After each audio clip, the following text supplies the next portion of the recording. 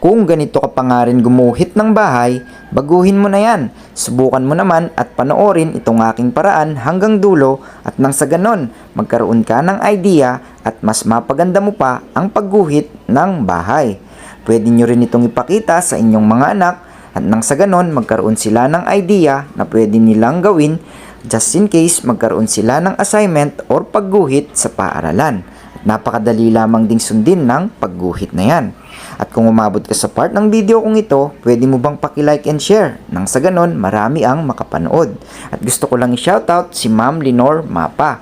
Thank you very much daw. It helps a lot sa kanyang mga pupils.